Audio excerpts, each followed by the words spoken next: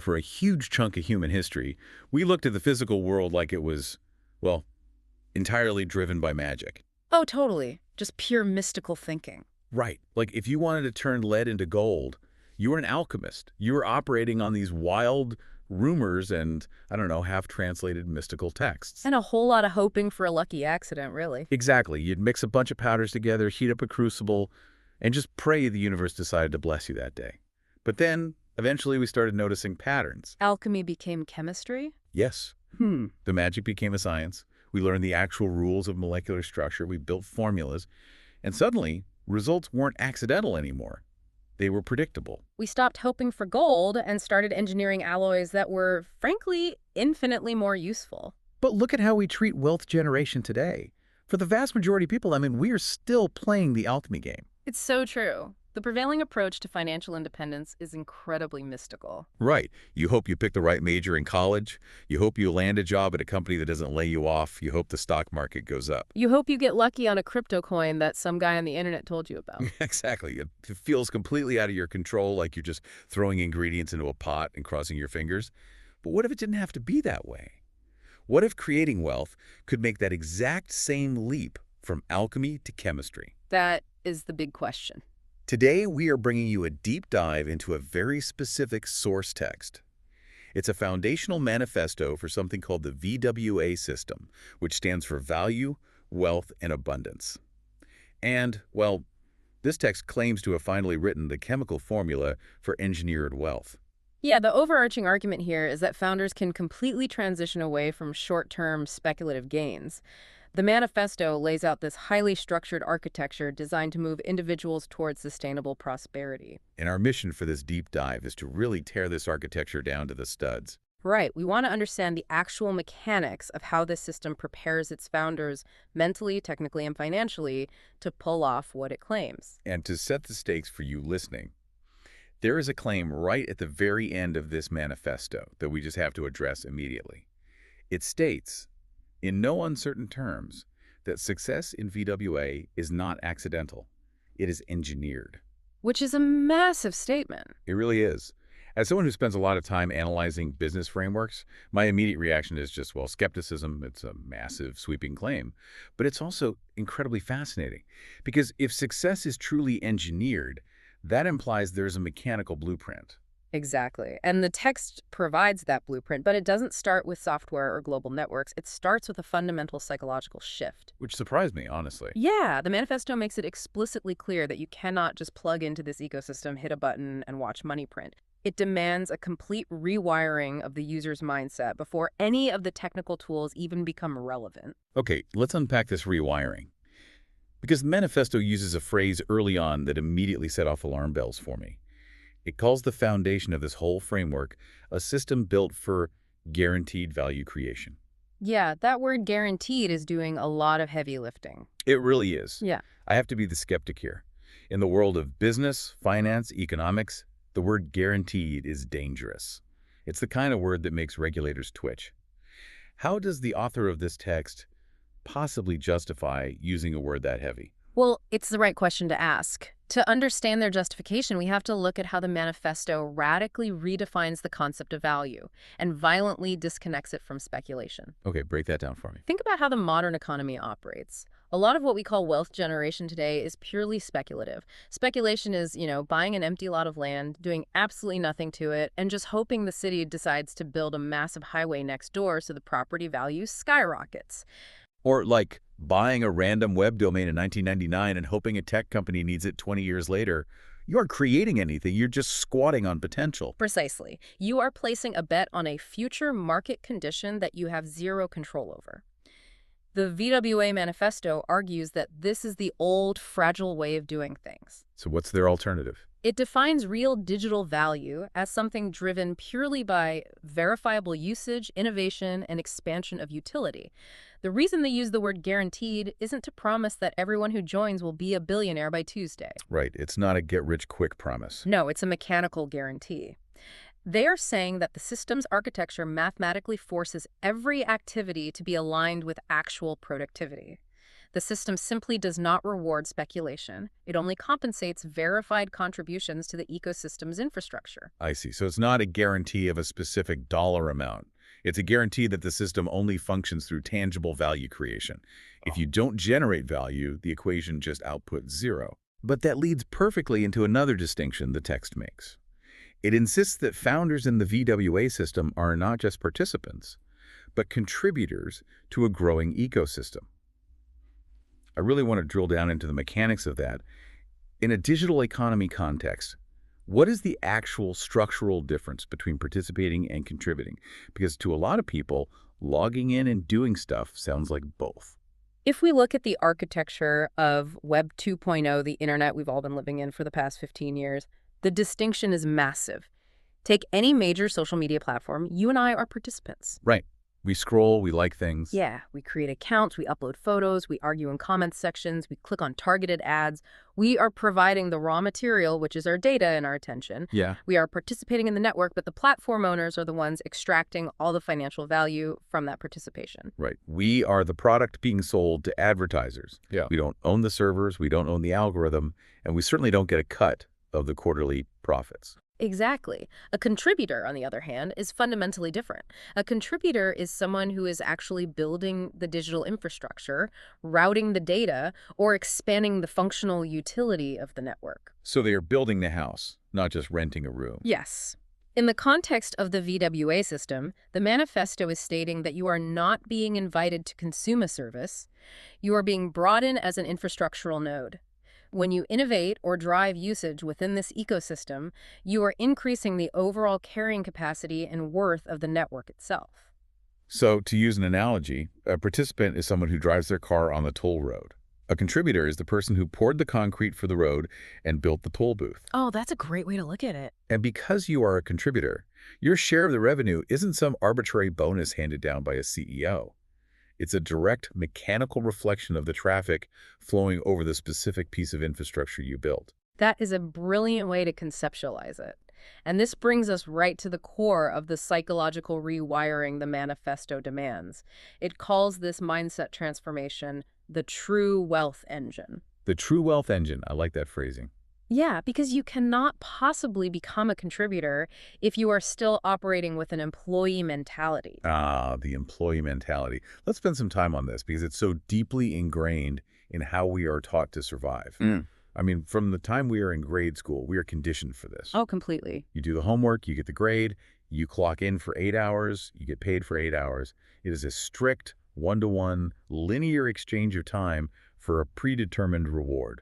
The dopamine loop is very tight. Extremely tight. If I work today, I get paid on Friday. And that tight dopamine loop is exactly what keeps people trapped in a cycle of constant labor. The text argues that to succeed in the VWA framework, you have to transition to an ownership mentality. What does that look like in practice? Well, an employee asks, what specific tasks do I have to execute today so my boss doesn't fire me? An owner asks, what system can I build today that will continuously generate value even when I am asleep? It's the difference between picking apples and planting an orchard. I love that. Yeah, think about it. If you're an employee, you get hired to pick apples. You carry a basket, you pick 100 apples, the farm owner pays you $50. If you get sick tomorrow and can't pick apples, you don't make any money. Your income is tied to your physical endurance. Right. But the ownership mentality, the mindset the VWA manifesto says is absolutely required, is about doing the grueling, unglamorous work of clearing the soil, planting the seeds, and building the irrigation system. And crucially, as the text notes, that requires profound discipline and patience. Yes, because you are going to be watering dirt for a long time. You might not get a single apple for 3 seasons. There is no bi-weekly paycheck to give you that dopamine hit. You have to be driven by the vision of the fully grown orchard. You have to delay gratification. Completely. But once those roots take hold, that orchard is going to produce fruit for decades, regardless of whether you are physically standing in the field or not. The text explicitly states that this specific mindset shift is what ultimately converts opportunity into real wealth. The opportunity is just the fertile dirt. The VWA system is providing the plot of land. But the mindset is the willingness to become the architect of the orchard. This builds what the author calls resilience and long-term financial intelligence. Because you aren't reliant on a boss anymore. Right. Because when you understand how to build systems rather than just execute tasks, you are no longer at the mercy of a single employer or a localized economic downturn. Okay, so the psychological foundation is set. We understand the difference between value and speculation. We know we have to be contributors, not participants. We are mentally prepared to plant the orchard. We'd have our shovels ready. Exactly. Yeah. But here is the immediate danger, and it's something I see all the time. A newly motivated founder with a great mindset but no actual map is just going to sprint into the wilderness and get completely lost. And they usually exhaust their capital and their enthusiasm in the process. Mindset without mechanics is just delusion. Right, delusion, which transitions us perfectly into the actual roadmap, because the VWA architecture doesn't just hype you up and leave you to figure it out. It introduces a highly structured pathway to financial growth. And reading through this section of the manifesto, the engineering of the system really starts to reveal itself. Let's dig into that engineering. The author focuses heavily on continuous training and skill development, but it's not the kind of training you get in a corporate seminar where they teach you how to use a new email client. No, thankfully. The text claims this continuous training transforms individuals into system thinkers and leaders. I really want to zero in on that phrase, system thinkers, because it sounds like a corporate buzzword, but I know it's a very distinct cognitive framework. What does it mechanically mean to think in systems, as opposed to just being a really hard worker who executes a to-do list? The best way to understand systems thinking is to look at how a linear thinker solves a problem. Let's say a linear thinker is running a small digital business, like a freelance graphic design shop. If they want to make more money, their solution is linear. I need to work more hours so I can take on more clients. Right. Trade more time for more money. Yes. And if they get overwhelmed with clients, their solution is still linear. I need to work faster, or I need to hire an assistant to take on the overflow. They are constantly reacting to the immediate bottleneck by applying more manual force. They are essentially treating their business like a game of whack-a-mole. That is exactly it. A systems thinker, however, looks at the entire operation from a macro perspective. They don't look at a surge in clients as a reason to work harder. They look at it as a stress test on their architecture. Oh, that's interesting. They ask, why does this require my manual labor at all? What is the mechanism that acquires the client? How does the onboarding process function? Can the actual design delivery be modularized and handled by an automated routing system? So they aren't trying to swing the hammer faster. Exactly. A systems thinker doesn't want to hit the mole faster. They want to unplug the machine, rewire the motherboard, and build a program that catches the mole automatically. They are stepping back and looking at the machinery. They work on the business, not in the business.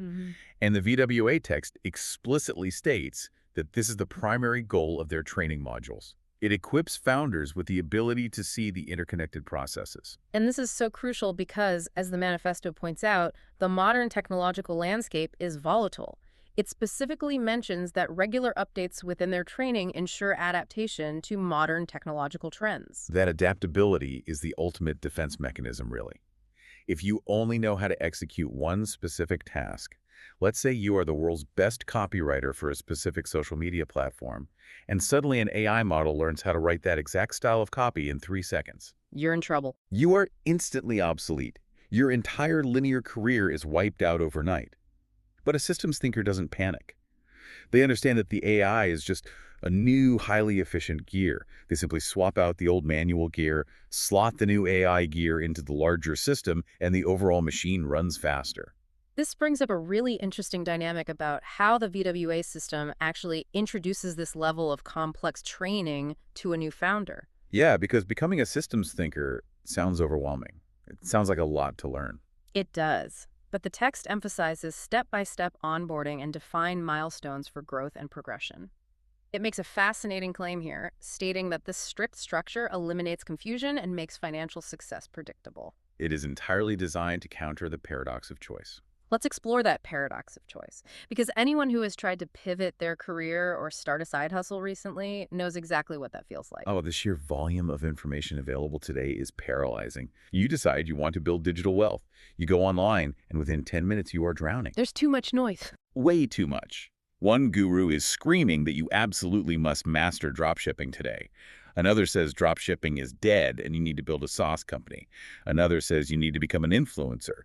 You have unlimited options and no defined pathway, so you end up doing a little bit of everything and making absolutely zero progress. It's the illusion of productivity.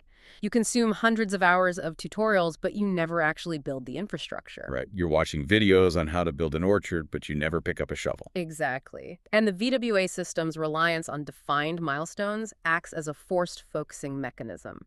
It is deliberately putting blinders on the founder. It tells you, do not worry about step 100. Do not look at the global macroeconomic trends today. You are on step 3. Just do step 3. Right. Here is the exact training module for step 3. Here's the specific, verifiable milestone that proves you have mastered step 3. Once you hit it, and only then, will the system unlock step 4. That is incredibly liberating. Removes the cognitive load of constantly having to decide what to do next. You just have to execute the blueprint in front of you.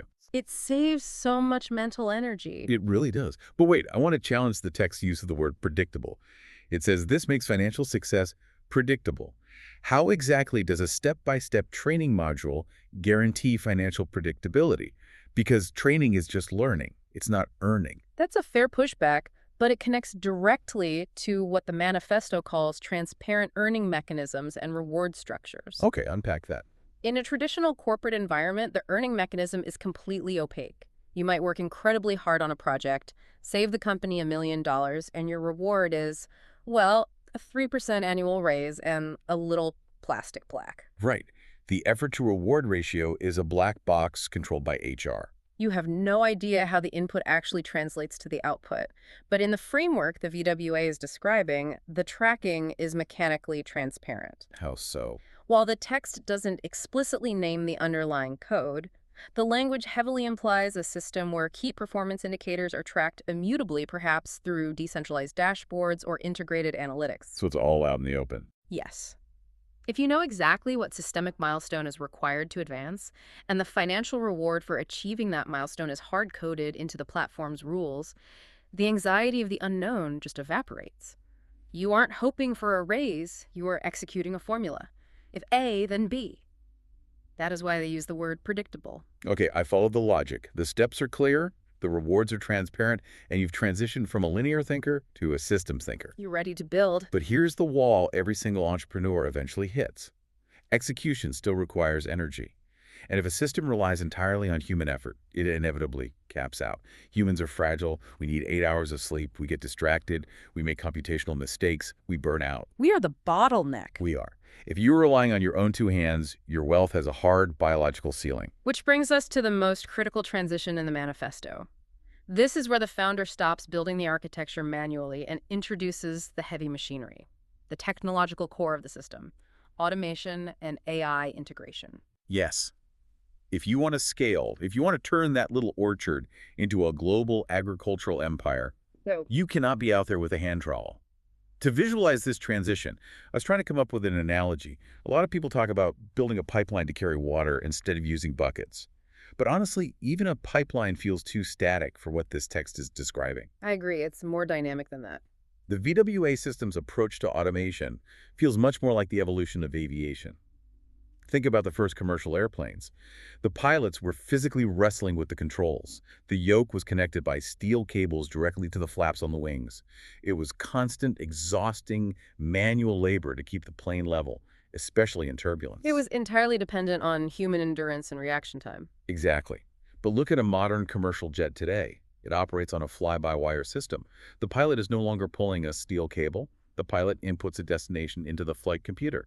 The computer translates that intent into digital signals, and an automated system makes micro-adjustments to the flaps 1,000 times a second. The computer handles the turbulence. Right. The AI handles the constant labor of keeping the plane in the air. The pilot has transitioned from a physical laborer to a systems manager. They are the flight director. And the manifesto explicitly states that the goal is to move founders away from constant labor and toward earning through leveraged systems. That fly-by-wire analogy perfectly captures the dual benefits the text highlights regarding smart technology. The first benefit is that it enhances efficiency and scalability. That's the plane flying faster and further than ever before. And the second benefit? The second, and arguably more important benefit, is that it reduces manual effort and human error. Let's talk about human error, because in a digital business, human error isn't just an inconvenience, it's a structural liability. It is a massive liability. When you are operating a complex digital infrastructure, handling data routing, managing client interactions, tracking decentralized finances, a single manual mistake can cause a cascading failure. Oh, absolutely. A misplaced decimal point in a ledger, a forgotten security patch, a misrouted communication protocol. I mean, these things break businesses. By automating the repetitive, data-heavy, algorithmic tasks, the VWA system isn't just saving the founder a few hours of typing. It is actively hardening business against fragility. It makes the infrastructure mathematically solid. But I have to push back here again because placing total faith in AI is a massive blind spot right now. We see it in the news every day. Algorithms hallucinate. Machine learning models get stuck in feedback loops and make catastrophic errors. They certainly do. If you automate your entire system and the AI makes a mistake 1,000 times a second, hasn't your fly-by-wire system just flown your business straight into a mountain?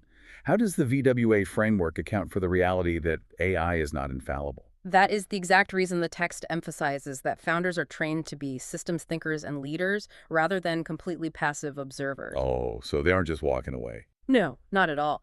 The manifesto doesn't advocate for blind automation where you flip a switch and go sit on a beach forever. It advocates for leveraged systems. The founder is the architect and the auditor. Going back to your aviation analogy, the autopilot flies the plane, but the pilot is constantly monitoring the radar. They're checking the instruments. Exactly. They're checking the fuel algorithms and watching for anomalous weather patterns that the AI might misinterpret. So the AI handles the execution, but the human handles the context. Precisely. And that is what high leverage work actually looks like. The text says this allows founders to earn through systems rather than labor. High leverage work is the kind of work where 1 hour of your time generates 1,000 hours of output. So it's not data entry. No, it's analyzing the data dashboard to spot a new market trend. It's optimizing the communication protocols. It's designing a more elegant automation sequence. It is the creative, strategic synthesis that current AI models are fundamentally incapable of doing. Which means the very definition of hard work is fundamentally changing under this framework. In the 20th century, hard work meant physical endurance. It meant staying at the office until midnight, grinding out spreadsheets. Putting in the hours. Yeah. But in the system the text describes, hard work is entirely intellectual. It is the intense cognitive discipline required to design the architecture, configure the AI models, and troubleshoot the automation. It's front-loaded effort. And this brings us to one of the most vital claims in the entire manifesto. The author states that this deep integration of smart technology makes the system future-ready, positioning founders ahead in the digital economy. Future-ready. That's a term that carries a lot of weight right now. The global economy is terrified of AI disruption. Millions of people are realizing that their white-collar, constant labor jobs, copywriting, basic coding, data entry, legal review are entirely at risk of being automated out of existence. The displacement is going to be severe. It's a real fear. It is. But the VWA text is making a fascinating counterargument. It suggests that by adopting this framework, founders are not competing against artificial intelligence. They are structurally positioned above it. They're riding the wave instead of being crushed by it. Right. If your entire skill set is executing linear tasks, you are vulnerable. If your skill set is orchestrating the AI tools that execute the linear tasks, you are indispensable. You are the architect, not the bricklayer. You wake up, you don't put out fires. You look at the telemetry of your automated systems, you make strategic adjustments, and you let the machine do the heavy lifting. But, well, here is the catch, and it's a big one. You can build the most perfectly engineered, AI-driven, automated fly-by-wire system in the history of the world. But if it only operates in a vacuum, if it only runs in your own isolated backyard, its potential is severely capped. An isolated system has hard mathematical limits. It can only generate as much value as its immediate environment can support. Exactly. So how does the VWA architecture break out of isolation? How does it actually scale to reach that abundance the title promises? Through the network. This transitions us into the final major pillar of the manifesto, which we can categorize as the multiplier. The author outlines 3 critical interconnected concepts here: community power, transparency and trust, and readiness for global impact. Let's start with community power. The text points to a multiplier effect that occurs as the network grows, stating that the system thrives on collective growth. But here's where my skepticism flares up again. We are talking about a rapidly expanding global community. thousands, maybe millions of independent founders all operating within the same ecosystem. It's a massive logistical challenge. It's historically unprecedented. Sociological data tells us that when human networks scale up that fast, they fracture. They become chaotic. Factions form. People get paranoid about resource allocation. Who is earning what? Who's getting favored by the algorithm? Human nature kicks in. Exactly. How on earth does the VWA system prevent a massive global network from just devolving into a digital civil war? It's the perennial problem of human organization. The larger the group, the lower the inherent trust. And the author of the manifesto acknowledges this directly. They state, a successful system must be built on trust. But how do they actually build it? You can't just ask people to trust each other. No, they don't try to solve the trust problem by just asking everyone to be nice to each other. They solve it through structural engineering. The text points to 3 specific mechanisms to maintain cohesion: clear processes and accountability, open communication channels, and crucially, reliable tracking of progress and rewards. Let's focus on that last one. Reliable tracking of progress and rewards. Because we touched on this earlier, but at a global scale, this feels like the absolute antidote to the paranoia that destroys networks. It is the only way a decentralized network survives. Think about a traditional multinational corporation. The financials are a closely guarded secret. Oh, Executive bonuses are hidden behind NDAs. The average worker in a branch office has zero visibility into how the fruits of their labor are distributed at the top. That opacity breeds intense resentment, office politics, and ultimately systemic inefficiency. because everyone feels like they're being exploited, and usually they are. Exactly. But in the model the VWA system proposes, the earning mechanisms are structurally transparent. Now, again, the text doesn't give us the specific underlying code, but the implication of reliable tracking at a global scale heavily suggests the use of immutable ledgers or real-time public-facing data dashboards. So everyone sees the same math. In this architecture, everyone can see the map. The rules of the game are universally visible. If you achieve milestone X, the system autonomously rewards you with Y. There is no human middleman deciding if you deserve it. The system is agnostic. It doesn't care about office politics. It doesn't care who you know. And when people genuinely feel that the game is fair, when the tracking is reliable and mathematically verifiable, they stick around. The text literally says, this transparency builds confidence among founders, encouraging long-term commitment. It acts as the gravitational pull that keeps the community from flying apart. And once you have that long-term commitment anchored by trust, the network effect can actually begin to function. The manifesto emphasizes that founders benefit from a global network effect. It's a fundamental concept in digital economics, often associated with Metcalfe's law. Metcalfe's law, yes. Break that down for the listener. How does it physically multiply wealth in this context? Metcalfe's law states that the financial value or influence of a network is proportional to the square of the number of connected users of the system. Let's use a classic example. Yeah. Think about the telephone. Okay. If you were the only person on Earth with a telephone, it is completely worthless. I mean, you have no one to call. It's just a piece of plastic on your desk. Right. If 2 people have a telephone, it has a little bit of utility. But if 2 billion people have a telephone, the network becomes the foundational infrastructure of global commerce. Every single new person who buys a phone exponentially increases the value of your phone. Because the potential connections have multiplied. You could reach more people, do more business. Right. Now apply that to the VWA ecosystem. In a standard traditional business model, it's a zero-sum game. If you open a coffee shop and someone opens another coffee shop down the street, you are actively competing for a finite number of customers. Their success hurts you. But in a network effect model, as the community collaborates and expands, the shared infrastructure gets stronger. More users mean more data to train the AI, more stability in the system, more shared resources, and a wider global reach. As the text states, as the network grows, so does the earning potential of each founder. So your fellow founders aren't your competitors. No, they are structural reinforcements to the ecosystem you rely on. Which leads us perfectly into the final concept of the text: readiness for global impact.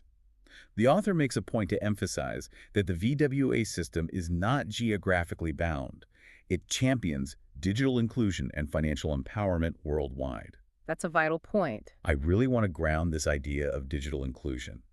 It's a phrase politicians love to throw around, but what does it practically, mechanically mean for someone operating inside this framework? To understand digital inclusion, we have to look at the historical reality of wealth creation.